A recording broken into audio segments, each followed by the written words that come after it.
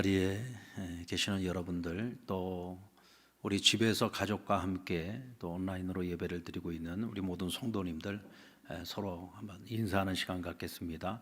힘내십시오. 주님이 우리와 함께 하십니다. 믿습니까? 아멘. 예수님의 족보에 나오는 이방 여인들 가운데 라합이라고 하는 여인이 있습니다. 우리가 잘 아는 것처럼 라합은 여리고성의 기생이었습니다. 이 여인은 두 명의 이스라엘 정탐꾼들이 정탐을 하기 위해서 여리고성 안에 들어왔을 때 추격꾼들에게 쫓기게 됩니다. 그리고 라합은 이 두 사람을 숨겨주게 되죠. 추격꾼들을 다른 곳으로 빼돌리고 난 후에 이 두 사람을 무사히 성을 빠져나갈 수 있도록 도와줍니다. 그것이 인연이 되어서 라합과 그의 식구들은 여리고성이 무너지고 살육전이 벌어지기 시작했을 때 구원의 은혜를 입게 됩니다. 만약 라합이 이와 같은 은혜를 베풀지 못했다면 그와 또 그의 가족도 아마도 그 이스라엘의 칼날 앞에 전부 도륙당해야 했을 겁니다. 근데 그가 받은 은혜는 여기서 끝나지 않습니다. 두 명의 정탐꾼 중에 한 명인 살몬과 결혼을 해서 보아스를 낳게 됩니다. 여러분들, 보아스가 누굽니까? 룻의 남편이죠. 그리고 보아스는 훗날 다윗의 조상이 되죠. 그리고 예수 그리스도의 조상이 됩니다. 그러면서 예수 그리스도의 족보에 바로 이 라합의 이름이 분명하게 명시되고 있습니다. 이방 여인으로서 이보다 더 큰 축복이 어디 있겠습니까? 라합은 정말 하나님께서 너무나 그 여인의 행위를 존귀하게 여기셨고 또 그로 말미암아 그를 축복하신 것을 우리가 볼 수 있습니다. 자, 그러면 왜 하나님께서 라합을 이렇게까지 그를 존귀하게 여기고 축복을 하셨던 걸까? 그 단서가 여호수아서 2장 11절에 나오는데 우리 같이 한번 읽어보겠습니다.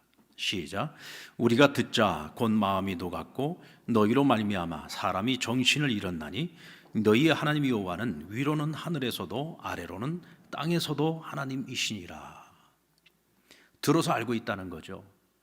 여리고성의 백성들과 가나안 사람들이 너희의 하나님 여호와께서 너희를 애굽에서부터 어떻게 이끌고 나오셨는지, 어떻게 홍해 바다를 마르게 하시고 너희를 건너게 하셨는지, 그리고 광야 40년 동안 어떻게 너희를 이끌어 주셨는지, 그리고 요단 저편에서 어떻게 아모리 족속 그 두 왕을 물리치고 오늘 여기까지 오게 되었는지, 이 모든 것을 다 들어서 우리가 알고 있다는 거예요.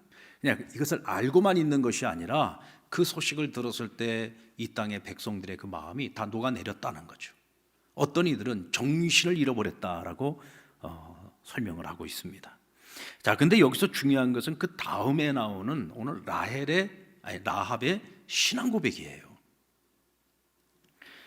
너희의 하나님 여호와는 위로는 하늘에서도 아래로는 땅에서도 하나님이시다. 이것을 다른 말로 바꿔서 말하면 이렇게 됩니다. 너희의 하나님 여호와는 이 세상에 많은 신들이 있는데 그 중에 유일한 참신이다 라는 뜻이죠. 유일신 신앙을 지금 고백을 하고 있는 거예요. 너희 하나님 여호와가 참신이고 살아있는 신이고 유일하신 신이다 라고 고백을 하고 있는 겁니다. 라합이 특별히 하나님의 은혜를 입었던 것도 아니고 하나님 살아계신 어떤 역사하심을 자기가 직접 눈으로 본 것도 아닙니다. 소문만 들은 거예요. 근데 그 소문만 들은 것을 가지고 그는 여호와 하나님에 대한 신앙 고백을 하고 있고, 그것을 그냥 입으로 고백만 하고 있는 것이 아니라 마음으로 믿었어요.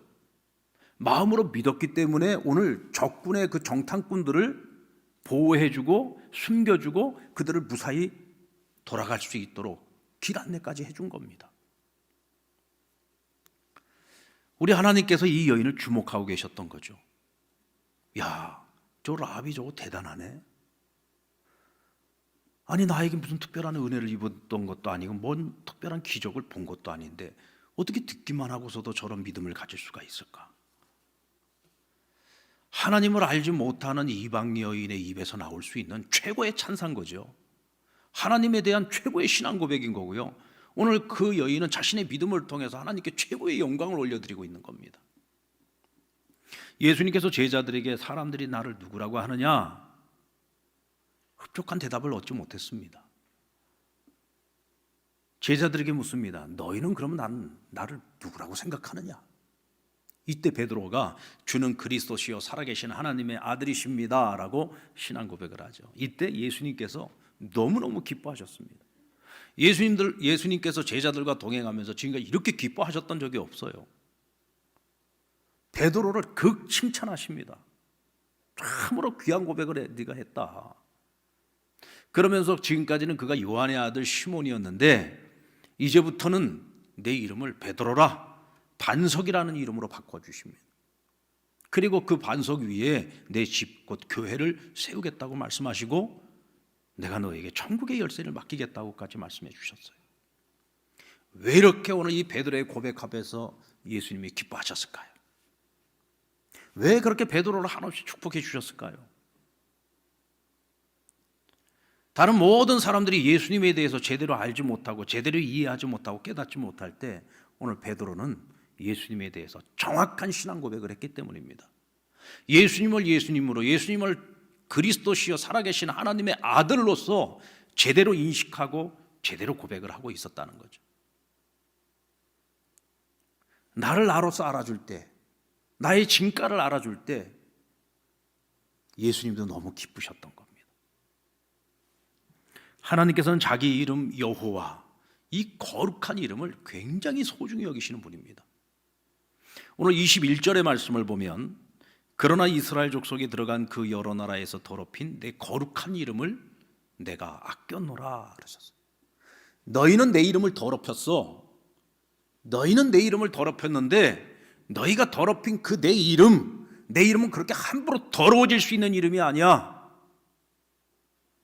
내가 내 이름을 얼마나 사랑하고 내가 내 이름을 얼마나 소중히 여기는 줄 알아? 하고 오늘 주님께서 말씀하시는 거예요.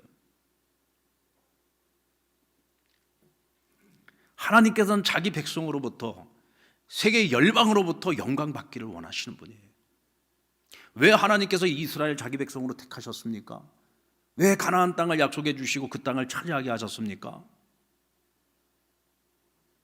그들로부터 영광 받기를 원하시는 거예요. 우상을 섬기는 그 이방 민족들을 다 쫓아내고 그 땅에 자기 백성들이 들어가 그 땅을 차지하게 하셔서 그 땅에서 하나님의 주신 말씀, 그 규례를 따라 그들이 거룩한 백성으로 정결한 백성으로 살아냄으로써 그들로부터 영광을 받을 뿐만 아니라 그 모습을 보고 열방이 이스라엘의 하나님이 여호와를 찬양하기를 원하신단 말이죠.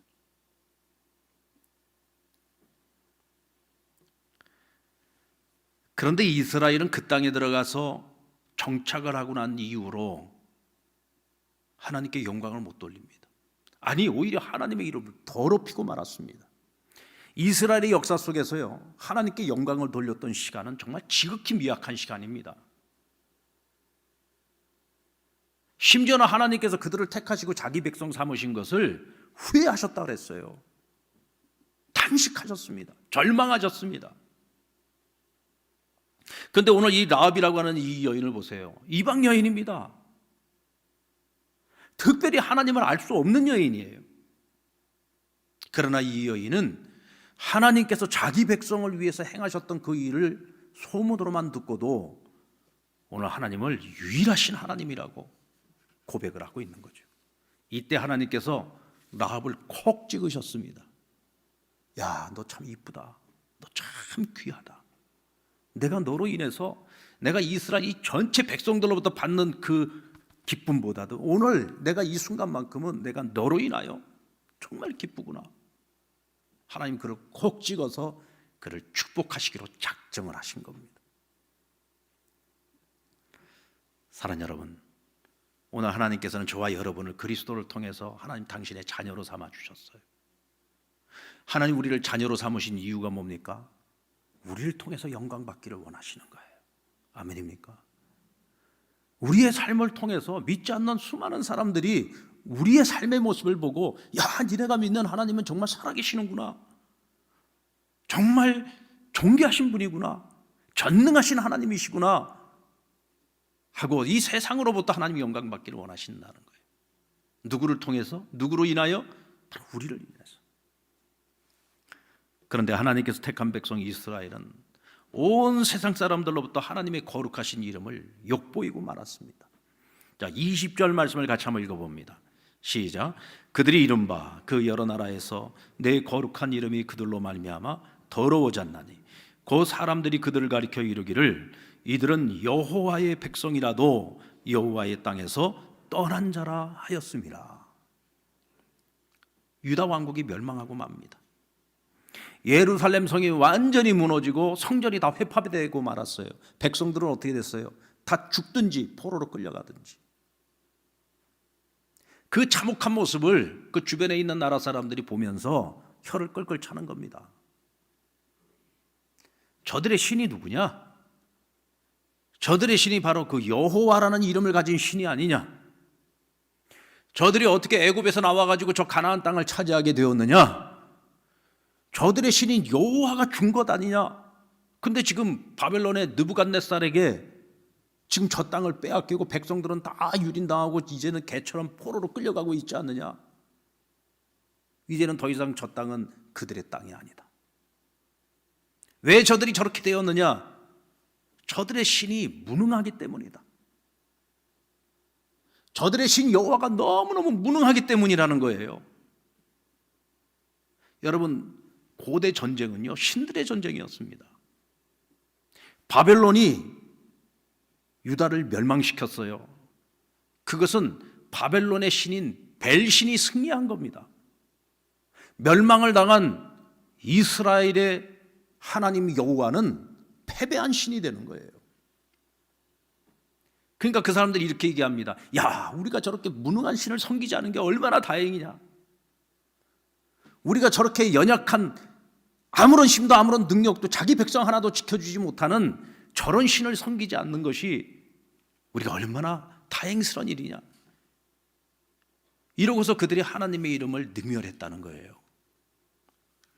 누구 때문입니까? 바로 하나님의 백성 이스라엘 때문입니다. 자, 그러면 왜 북이스라엘과 남유다 왕국이 이스라엘 백성들이 이렇게 멸망을 당하게 된 겁니까? 우리가 잘 알고 있는 것처럼 그들의 죄 때문이잖아요. 여러분, 하나님은요, 자기가 사랑하는 백성들을요, 사랑스러운 백성으로 만들어 가시는 분이에요. 그래서 그들로부터 영광을 받으십니다. 아무리 그들이 죄를 많이 짓고 아무리 패역한 백성이라도요, 하나님께서 정말 일말의 희망만 보여도요, 포기하지 않습니다. 어떻게 해서라도 다듬어서 그들이 사랑받을 만한 백성으로 만드시기 위해서 끊임없이 노력하셨어요. 선지자들을 계속 보낸 거 아닙니까? 회개하고 돌아와. 너희가 회개하고 돌아오기만 하면 내가 지난날의 죄를 묻지 않을 거야. 다 용서하고 내가 너희를 더욱 사랑할 거야. 안 듣습니다. 왕으로부터 시작해서 백성들까지 어느 누구도 듣지를 않습니다. 오히려 더 패역을 저지릅니다. 심지어는 자신들에게 하나님의 메시지를 전하는 선지자들을 핍박하고 심지어는 죽이기까지 했습니다. 공의로우신 하나님께서 보시고 이제는 더 이상 참으실 수가 없어요. 왜? 이대로는 희망이 없어요. 이대로는 소망이 없는 거예요. 그냥 무조건 용서만 해가지고는 이 백성이 조금 더 나아질 기미가 안 보여요. 그러니까 완전히 멸망을 시키고 완전히 밭을 갈아엎어가지고 새로운 밭으로 만들어가지고 거기에 새롭게 경작을 하시겠다는 겁니다. 그래서 하나님 마음을 먹으신 것이 뭐예요? 결국은 북이스라엘은 아수르에게 멸망을 당하고 남유다는 바벨론의 느부갓네살을 들어가지고 그 유다 왕국을 멸망시켜버리지 않습니까? 근데 여러분, 그 과정에서 이스라엘이 세상으로부터 얼마나 조롱을 당합니까? 근데 그것이 그들만 조롱만 당하는 것이 아니라 그들의 하나님이 여호와께서도 함께 조롱을 당하고 멸시를 당하고 비웃음거리가 되고 만 거예요. 한마디로 말하면 하나님의 이름을 더럽힌 겁니다. 근데 여러분, 거기서 끝나질 않아요. 이 백성들이 다 흩어집니다. 그리고 바벨론의 포로로 끌려갑니다. 그런데 포로로 끌려가서도 이들이 하나도 달라지질 않았어요. 심지어는 오늘 에스겔이 뭐라고 말합니까? 그들이 각기 흩어진 곳에서 여호와의 이름을 더럽혔다 그랬어요. 그렇게 두들겨 맞고서도 정신을 못 차립니다. 포로로 끌려간 그 땅에서도 여전히 하나님의 이름을 더럽히고 있어요.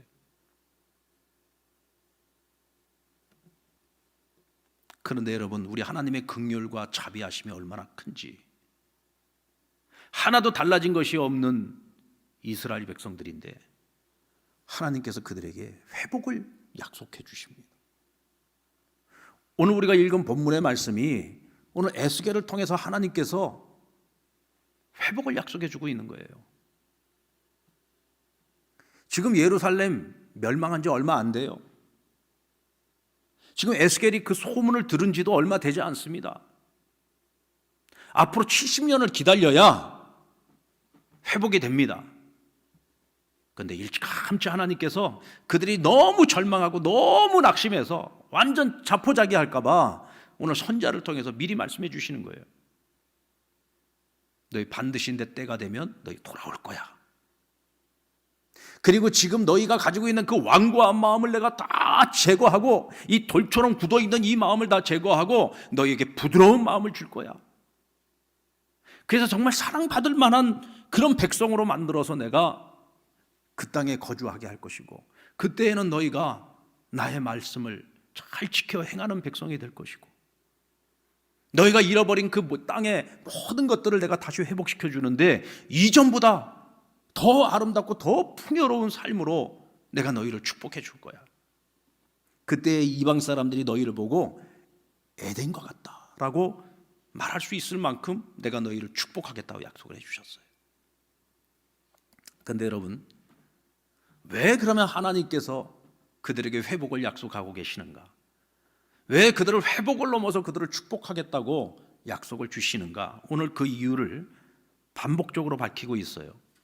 오늘 설교의 중심 주제입니다. 잘 들으셔야 됩니다. 우리 22절 하반절 말씀 우리 같이 한번 읽을까요? 시작. 이스라엘 족속아, 내가 이렇게 행함은 너희를 위함이 아니요 너희가 들어간 그 여러 나라에서 더럽힌 나의 거룩한 이름을 위함이라. 내가 너희를 회복하고 내가 너희를 축복하는 이유는 너희를 위한 게 아니래요. 너희가 더럽혀 놓은 내 이름을 위한 것이고, 그 여러 나라에서 더럽힌 나의 거룩한 이름을 회복시키기 위함이라는 것입니다. 23절 말씀 같이 읽을까요? 시작. 여러 나라 가운데서 더럽혀진 나의 큰 이름을 내가 거룩하게 할지라. 내가 그들의 눈앞에서 너희로 말미암아 나의 거룩함을 나타내리니 내가 여호와인 줄을 여러 나라 사람이 알리라. 주 여호와의 말씀이니라. 너희를 위한 것이 아니라 내 이름을 위한 것이다. 아까도 말씀드렸죠. 하나님께서는 자신의 이름을 소중히 여기시는 분입니다. 자신의 이름이 영광을 받기를 원하신단 말이죠. 근데 그 백성 때문에 그 이름이 너무너무 더러워졌어요.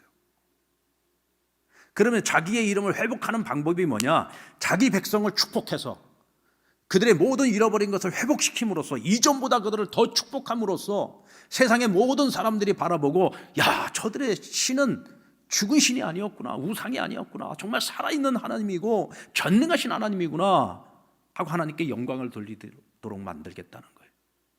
하나님이 그 영광을 스스로 되찾겠다는 것입니다. 하나님께서 저와 여러분을 구원하신 이유, 하나님 저와 여러분을 약속을 주시고 축복하시는 이유도 똑같습니다. 하나님이 우리를 위한 것이기도 해요. 우리를 위해서 이 모든 것을 주셨어요. 그러나 그보다 더 근본적이고 우선적인 목적이 있습니다. 이유가 있습니다. 그것은 바로 하나님 택하신 우리를 통하여 하나님 영광 받기를 원하시고, 하나님의 말씀을 쫓아 하나님의 자녀로 살아가는 우리의 삶의 모습을 보고 세상 사람들이 하나님께 영광을 돌리도록 하기 위함이라. 이것이 우선순위예요. 이 우선순위가 바뀌어버리면 우리도 이스라엘과 똑같은 죄를 반복할 수밖에 없습니다. 신앙의 모습은 있는데 내용이 없어요. 왜요? 신앙생활 열심히 하는 것 같은데 언제나 자기 중심이에요. 하나님은 뒷전입니다. 하나님은 자기 영광을 위하여 우리를 택하셨는데 우리는 자기 영광만 추구하는 거예요. 그러면 이스라엘처럼 타락할 수밖에 없어요. 죄를 지을 수밖에 없어요. 자기 중심으로 살아가는 백성들이 귀를 열어도 하나님 말씀이 들리겠습니까? 안 들립니다. 내가 듣고 싶은 말씀만 골라서 들으려고 하지요. 딱딱한 음식은 먹지 않으려고 합니다. 맛없는 음식이라고 먹지 않으려고 하죠. 거부하지요. 그런 백성에게는 소망이 없는 겁니다. 여러분, 하나님은 굳이 우리가 아니어도 스스로 영광을 받으시는 분이에요. 이 세상의 천지 만물 누가 다 창조하셨습니까? 하나님이 창조하셨어요. 여러분, 우주가 얼마나 큽니까? 크다는 말로는 우주는 표현될 수가 없어요. 우리가 상상조차도 할 수 없는, 우리가 가지고 있는 망원경으로 앞만 봐도 그 우주 너머에 있는 또 다른 우주, 그걸 다 누가 창조하셨어요? 하나님이 다 창조하셨어요. 우리가 알고 있는 은하계라고 하는 것도 지극히 일부예요. 그걸 누가 다 하나님이 다 창조하신 거예요. 정말 그 하나님께 우리는요, 먼지만도 못한 존재예요. 우리에게는 시간이라고 하는 것이 수천 년, 수만 년이라는 시간, 우리의 역사를 이야기할 때 뭐 수만 년, 뭐 수십만 년, 수백만 년 역사를 이야기하죠. 하나님께는 그 우리가 가지고 있는 우리의 시간이라고 하는 것이 하나님께는 0에서부터 1까지밖에 안 돼요. 하나님께는 그게 찰나란 말이에요. 인간의 시간으로 치면 1초밖에 안 될 수 있어요. 우리에게는 수천 년인데 하나님께는 그것이 1년밖에 안 돼. 아니, 그게 몇 초밖에 안 될 수도 있어요. 우리 하나님 그런 하나님이에요. 굳이 우리가 아니라도 하나님 스스로 하나님 지으신 모든 피조세계로부터 영광을 받으시는 분이에요. 근데 그 하나님의 이름을 더럽히고 하나님이 지으신 이 피조세계를 우리가 다 더럽혔잖아요. 이제 코로나 바이러스 때문에 우리가 더럽혀 놓은 이 지구를 하나님이 지금 청소하고 있어요. 요즘 여러분 얼마나 공기가 좋아졌습니까? 지금 우리가 코로나 때문에 지금 다들 그 마스크 쓰고 있는 거지, 요즘처럼 여러분들 공기 좋은 때가 어디 있었어요? 히말라야산 정상까지 다 보인대잖아요. 우리는 여기서 대마도가 보이잖아요. 얼마나 지금 뭐 공기가 좋아지고 기상이 좋아졌는지. 인간이 하나님이 지으신 이 아름다운 피조 세계를 다 파괴하고 더럽혀 놨는데 지금 하나님께서 이 바이러스 하나 가지고 온 세상을 지금 깨끗하게 청소하고 계시는 거예요. 잃어버리는 것이 있으면 얻는 것도 있어요. 우리가 하나님의 이름을 더럽혀 놨는데 하나님께서 역사의 흥망성쇠를 통해서 스스로 영광을 받으신다. 그런데도 하나님께서는 왜 굳이 이스라엘을 통해서, 왜 굳이 오늘 그리스도 안에 있는 저와 여러분을 통해서 영광받기를 원하시는 겁니까? 그것은 하나님 우리를 사랑하시기 때문에 그래요. 정말 아무것도 아닌 우리들인데 뭐 하나 하나님 앞에서 살아가는 우리의 모습을 보면은 딱히 하나님께 칭찬거리가 별로 없는데도 불구하고 하나님 우리를 여전히 사랑해 주세요. 우리를 사랑하시기 때문에 우리가 하나님의 영광을 위해서 살아감으로써 우리가 복을 받도록 하시기 위한 거예요. 여러분 잘 생각해 보십시오. 우리가 정말 이 세상에서 열심히 자기가 하는 일에 최선을 다하고 그 일을 통해서 하나님께 영광을 돌린다. 그것이 하나님께도 영광이 되지만 결국은 뭐예요? 내가 복이 되는 거예요. 근데 내가 세상에서 온갖 못된 짓 다 저지르고 온갖 범죄를 다 저질렀는데 그 범죄인이 내가 그리스도인이라는 것이 드러났어요. 그러면 누가 욕먹어요? 하나님이 욕먹는 거예요. 하나님의 이름을 더럽힌다라고 하는 것은요, 내 인생 끝났다는 얘기입니다. 내 인생이 망한 인생이라는 얘기예요. 하나님의 영광을 위해서 살아가는 것이요, 내가 손해보는 게 아닙니다. 하나님께서 내 이름의 영광을 돌리라는 것은 그것을 통해서 하나님 우리를 축복하시겠다는 거예요. 아멘입니까? 하나님께서 약속하신 대로 70년 만에 이스라엘 백성이 돌아옵니다. 그들이 나라를 잃어버리게 된 것은 바벨론 왕에 의해서, 느부갓네살에 의해서 나라가 망했고 포로로 끌려갔어요. 근데 그들이 돌아올 때는 페르시아의 포로로 있다가 돌아온 겁니다. 신흥 제국이었던 페르시아에 의해서 바벨론이 멸망을 당해요. 영원할 줄 알았던 그 바벨론이 무너져 버린 겁니다. 페르시아의 왕이 이제는 이 이스라엘 포로들까지 다 다스리는 왕이 된 거예요. 근데 하나님께서 이 페르시아의 최고의 왕이라고 인정받고 있는 고레스라고 하는 왕이 있는데, 이 고레스 왕의 마음을 만져가지고 이 고레스가 이 이스라엘 백성들을 예루살렘으로 돌려보내요. 여러분 잘 생각해 보십시오. 오늘날에도 유대인들은 굉장히 특별한 민족이죠. 머리가 비상한 사람들, 우리 한국 사람들만큼이나 머리가 이상해요. 정말 특별한 사람들입니다. 재주가 많아요. 그런데 바벨론의 포로로 끌려갔던 이 사람들은요, 일반적인 사람들이 아니었어요. 유대 사회에서도 가장 최상위에 있는 사람들이었어요. 지식이나 지혜나 또 신분이나 모든 면에 있어서 이 사람들은 유대 사회에서 전부 갑에 속하는 사람들이었어요. 그런 사람들이 갖고 그런 사람들의 후손들이 지금 이 페르시아의 포로로 있는 거예요. 그러니까 이 사람들은 지금 페르시아가 바벨론을 정복하고 나온 이후에 가장 탁월한 노동력일 수도 있고 또 가장 탁월한 인재들인 거예요. 그런데 고레스가 그들을 다 본국으로 돌려보내. 그런데 돌려보낸 목적이 뭐였느냐? 너희가 믿는 너희의 신 여호와를 위한 성전을 가서 다시 회복시키라는 거예요. 성전 다시 지어가지고 거기서 다시 하나님을 예배하라는 거예요. 그래서 성경은 고레스가 이와 같이 이스라엘 백성들을 돌려보낸 이유가 뭐냐? 하나님께서 그의 마음을 만지셨다고 설명하고 있습니다. 누가 만졌다고요? 하나님이 만지셨어요. 여러분, 그게 아니고서는 달리 설명할 방법이 없습니다. 어떻게 설명을 할 겁니까? 식민지 국가에 대한 정책이 달랐다. 이 페르시아의 정책과 바벨론의 정책은 달랐고 애굽의 정책이 달랐다. 이건 여러분 역사학자들이 하는 이야기고요. 성경은 뭐라고 얘기합니까? 왜 그런 다른 정책을 펼치게 된 겁니까? 하나님께서 그 마음을 만지셨기 때문이다. 그래서 이스라엘 예루살렘으로 돌아가는 그 모습을 보면서, 그리고 그 땅에 가서 그 나라를 다시 회복시켜 나가는 그 모습을 보면서 이방 나라들이 예전에는 껄껄 혀를 차면서 이스라엘 백성들을 조롱하고 그들의 하나님을 멸시했던 그 입술을 가지고, 아, 이스라엘 하나님 여호와는 위대하다, 이스라엘 하나님 여호와는 전능하시다 하고 그들이 입술을 열어 하나님을 찬양하고 영광을 돌리기 시작을 했다는 거죠. 왜요? 하나님이 아니시고는 안 돼요. 그런데 역사를 보면은 이 세계 역사에서 이와 같은 일을 두 번씩이나 경험한 민족은요, 이스라엘밖에 없습니다.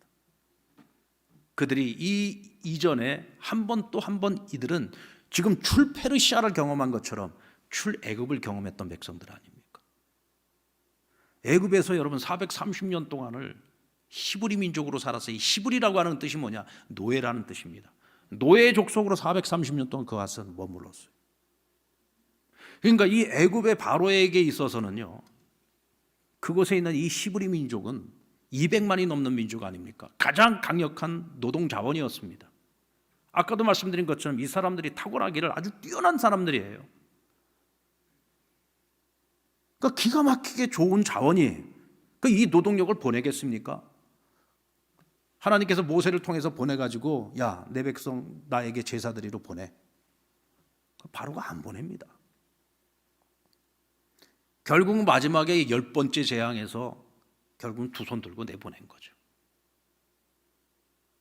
여러분, 이것이요, 하나님이 하시지 않고는요 결코 이루어질 수 없는 일이에요. 세계 역사에 이런 예가 없어요. 하나님께서 자기 백성을 축복하시는데 그 일을 통해 결국 목적하시는 하나님이 영광을 받으시는 거예요. 하나님이. 오늘도 하나님은 그것을 우리에게 원하고 바라고 계시는 겁니다. 오늘 우리가 그 우선순위를 절대로 잊으면 안 됩니다. 아멘. 그 우선순위를 잊으면 안 돼요. 그런데 여기서 우리가 또 한 가지 중요한 것은 뭐냐면, 하나님께서 회복을 약속을 해주셨어. 하나님이 약속하신 것은 반드시 이루어져요. 하나님은 시건치 않는 분이기 때문입니다. 그런데 내가 너희에게 약속을 했을지라도 그 약속이 성취되고 너희가 그 축복을 누리려면 기도해야 된대요. 기도하지 않으면 이루어지지 않는다는 겁니다. 그래서 37절 중반절에 보면 이같이 자기들에게 이루어 주기를 너희가 구하여야 할지니라 그랬어요. 하나님의 약속이 이루어지고 성취될 수 있도록 너희가 그것을 마음으로 믿어야 되고, 너희가 마음으로 간절히 바라고 소망해야 되고, 그것을 놓고 너희가 기도해야 된다는 거예요. 하나님께 간절히 구해야 된다는 거예요. 그러면 하나님 그 모든 약속을 이루시겠다고 약속하십니다.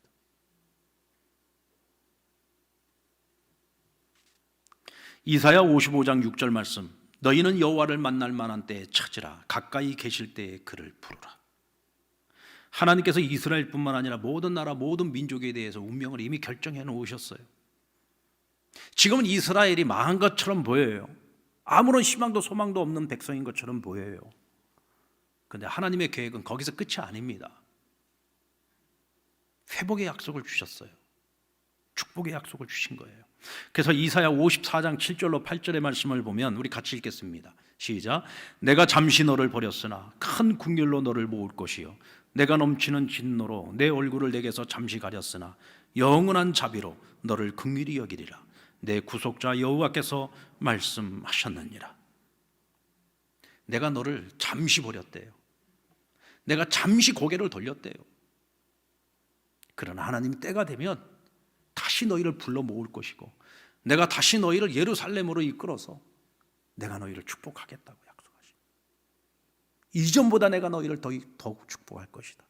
저는요, 오늘 이 말씀을 가지고 오늘 우리에게 한번 적용을 해봤어요. 하나님 지금 온 세상이 정말 인류 역사상 그 어느 때보다도 풍요롭고, 정말 그 어느 때보다도 우리가 너무나 많은 것들을 누리며 살아왔습니다. 그렇지 않습니까? 우리가 20세기 말로 접어들면서 세계화 시대가 되었어요. 교통이 너무 좋아져가지고 이제는 온 세계 어디가 되었든지 이제는 전부 다 일일 생활권이 되었습니다. 그러면서 전 세계가 다 잘 살게 됐어요. 약간의 차이들은 있지만 지금은 정말 다 잘 살게 되었습니다. 예전에는 여러분 우리나라만 하더라도 도시하고 농촌하고 사는 게 달랐잖아요. 그죠? 도시 사람들은 그래도 다 먹고 살만 했는데 농촌은 정말 먹고 살기 힘들고 보릿고개를 경험했잖아요. 지금은 어떻습니까? 대한민국은 정말 잘 사는 나라입니다. 도시가 됐든 농촌이 됐든 못 사는 사람이 없어요. 다 먹고 살만 합니다. 농촌에도 가보세요. 다 차 끌고 다닙니다. 여기 동읍 가보세요. 벤치 몰고 다녀요, 농부들이. 트렁크 열면 막 거기서 벤치 몰고 와가지고 트렁크 열면 거기서 막 삼 나오고 막 곡괭이 나오고 그럽니다. 그만큼 이 나라가 지금 잘 사는 나라가 됐어요. 전 세계가 그 어느 시대보다도 여전히 굶주리는 나라도 있습니다만은 그것은 그 나라의 어떤 정치적인 문제로 인해서 그런 것이고, 전반적으로 보면 정말 풍요의 시대를 우리가 지금까지 살아왔어요. 그런데 하나님께 감사한 줄 모르고 끊임없는 욕망과 우리의 죄악으로 말미암아 하나님 반드시 이 세계를 전부 다 더럽히고 말았어요. 아무런 희망도 소망도 더 이상의 소망을 가질 수 없을 만큼 하나님께서 보시고 도저히 참으실 수 없을 만큼, 지금 여러분 우리가 지금 겪고 있는 이 코로나 바이러스 이 정도의 재앙은, 이건 재앙이라고도 말할 수 없습니다. 어쩌면 이 정도는 아무것도 아니에요. 어쩌면 하나님께서 우리에게 지금 약간 맛만 보여주고 있는 겁니다. 정신 차리라고. 한번 쿡 찔러 보는 거예요. 정말 하나님의 재앙이 본격적으로 시작되면은 여러분 정말 이 세상은 끔찍한 일들을 경험하게 될 겁니다. 지금은 하나님이 우리에게 맛만 보여주는 거예요. 지금 하나님이 잠시 동안, 그래서 우리는 이것을 이겨내야 되고 견뎌내야 되고 참아내야 됩니다. 그리고 그 짧은 시간 동안 그것이 끝나고 나면 하나님께서 모든 것을 회복시켜 주실 거예요. 근데 중요한 것은 뭐냐면 하나님께서 우리를 잠시 버려두고 있는 그 시간 동안, 하나님께서 잠시 고개를 돌리고 계시는 그 동안에 우리가 무엇을 해야 되느냐 하는 겁니다. 우리가 무엇을 해야 되느냐. 하나님 분명 회복시켜 주실 거예요. 그런데 하나님이 우리를 회복시켜 주시는데 그동안에 우리가 무엇을 해야 될 것이냐. 우리의 그 완고한 마음들이 제거되고 우리의 마음, 부드러운 마음이 돼야 돼요. 하나님 앞에서 다시 겸손해져야 됩니다. 하나님 앞에 지난날 우리의 죄를 철저하게 회개하고 잃어버린 우리의 거룩함을 회복해야 됩니다. 이를 위해서 우리가 이제부터는요, 기도하는 그 기도의 방향을 바꿔야 됩니다. 하나님, 지금 당장 우리가 너무 힘들어요. 코로나 때문에 너무 힘들어요. 이 코로나 빨리 종식시켜 주세요. 이제는 우리가 그 기도하지 말자고요. 그럼 어떻게 기도를 해야 되느냐? 하나님, 우리가 하나님의 이름을 지금까지 더럽혔습니다. 이제 하나님의 이름이 다시 회복되기를 원합니다.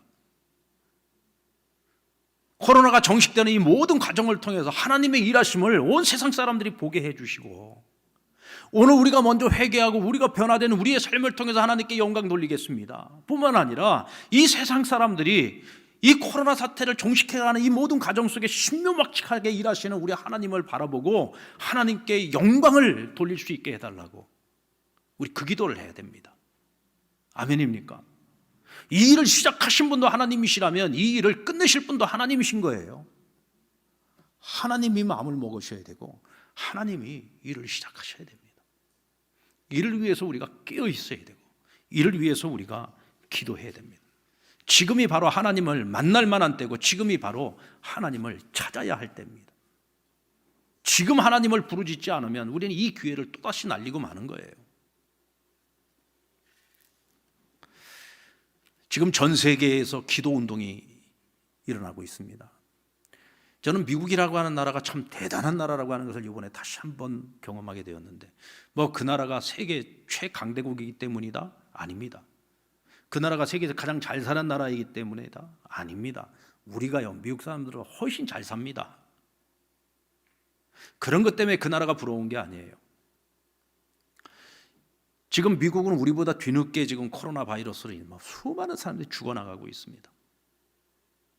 대통령이 전 국민들에게 국가 기도의 날을 제정했습니다. 원래 미국은 국가 기도의 날이 있어요. 왜냐하면 이 나라는 프로테스탄트 기독교 정신으로 세워진 나라이기 때문에 그렇습니다. 근본적으로 하나님을 경외하는 나라, 하나님을 섬기는 나라예요. 여러분, 일국의 대통령입니다. 대통령이 나서서 온 국민들을 향해서 국가 기도의 일을 선포하고, 우리가 이 국가적인 이 재난을 해결할 수 있는 것은 하나님밖에 없다. 우리가 하나님 앞에 회개하고 하나님께 기도하자. 지금 그 기도 운동이요, 지금 중남미를 거쳐서 지금 아메리칸 대륙 전체로 퍼져나가고 있습니다. 이것이 이제 전 세계로 저는 퍼져나갔으면 좋겠어요. 우리 한국에서도 그 기도 운동에, 우리도 지금 999 기도 운동 하고 있지 않습니까? 여러분, 기도밖에 없어요. 하나님이 하셔야 되는 겁니다. 이것이 우리에게 경제적인 어려움을 가져오고 일상의 삶을 파괴하는 것도 있었지만, 그러나 이 시간들이 지나가고 난 이후에도 우리가 그 이전의 삶과 하나도 달라진 것이 없이 그대로 살아간다면, 여전히 하나님을 섬긴다고 하지만 하나님께 영광이 아니라 자기 중심적인 삶만 우리가 추구하면서 살아간다면 이 재앙은 우리에게 교훈이 되지 못할 겁니다. 그것은 우리에게 또 다른 재앙을 가져오게 될 하나의 시작일 뿐인 겁니다. 여러분, 저는 오늘 이 말씀 통해서 우리가 두 가지를 절대로 잊지 말아야 된다고 생각합니다. 첫 번째, 우리가 살아가는 이유, 그것은 오직 하나님의 영광을 위해서입니다. 혹이라도 내 삶을 통해서 하나님의 이름을 더럽힌 것이 있다면 회개하십시다. 회개하고 이제는 정말 내 삶을 통해 하나님께 영광이 되는 삶을 살겠노라 결단할 수 있기를 바랍니다. 그리고 하나님이 모든 일을 행하실 것을 믿고 바라면서 기도하십시다. 하나님께서 하실 것입니다. 아멘. 하나님께서 행하실 것입니다. 잃어버린 것들이 있다고 해서 절망하지 마십시오. 하나님께서 반드시 그 잃어버린 것들을 회복하게 하실 것입니다. 내가 지금 이 때를 어떻게 지나갈 것이냐에 따라서 회복할 때에도 분명 그 모습은 다를 것입니다. 여러분들 하나님의 영광을 위해 기도하는 저와 여러분 되기를 바랍니다.